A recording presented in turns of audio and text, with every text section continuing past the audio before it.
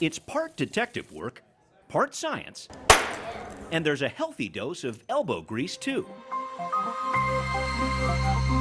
Welcome to Archeology Day at the University of Washington's Burke Museum. To see a real artifact that's hundreds or thousands of years old is just something inherently interesting to people. So we like to kind of take that inherent interest and kind of build on it, to have people understand what archaeology can help us learn about the past and the present. That's curator of archaeology, Peter Lape from the Burke. Do you want to tell us about what you got here? Which invites the public to celebrate a day dedicated to archaeology every year, with a special focus on the city around us. Every day there's archaeology excavations happening in and around Seattle. Take a look at a recent dig in an area called Finntown, what in modern-day Seattle covers the playfields near Smith Cove, next to the Magnolia Bridge.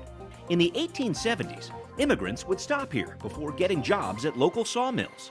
The spot earned the name Finntown due to what was believed to be a Scandinavian population.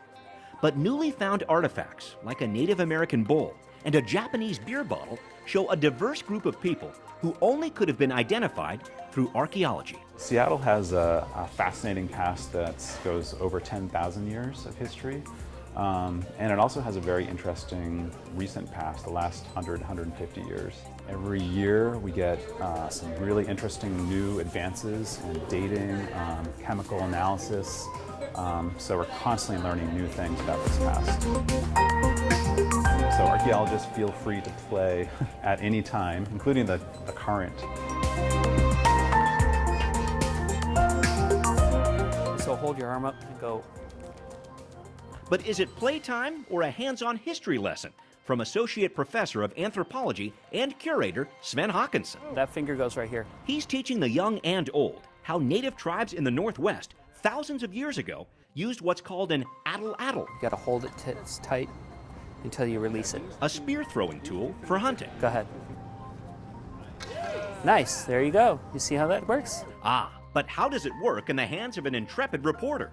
Well, take a look. Okay, so I'm hunting in Seattle with my atl-atl, and this is about 1,000 years ago, and there's a wild animal charging at me right there. So here we go. I probably would have been eaten or killed, you think?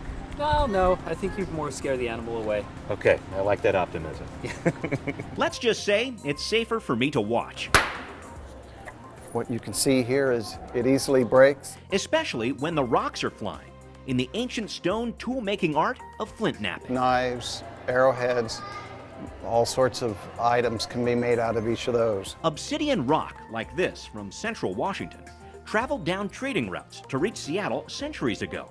And now, on Archaeology Day, experts are bringing these artifacts back to life. Having experience breaking this, understanding what some of the limitations are, allows me to get more insight into what I'm looking at. It's a wonderful interpretive opportunity, and it's also kind of a great educational setting, so you can kind of see all sorts of different facets to archaeology. Those different facets of human history in the city and the world around us have made Archaeology Day a day of wonder for Jamie Alm and her kids. I think it's just that there is so much still to learn and so much there for us. It's a tribute to the power of this study of our past, a study that's inspiring the imaginations of the future. My 6-year-old is just sitting there and she ran over, she's like, I love science. So just that, I think that just having like that is like why we came, you know. And there's plenty more to discover, not just on Archaeology Day, but every day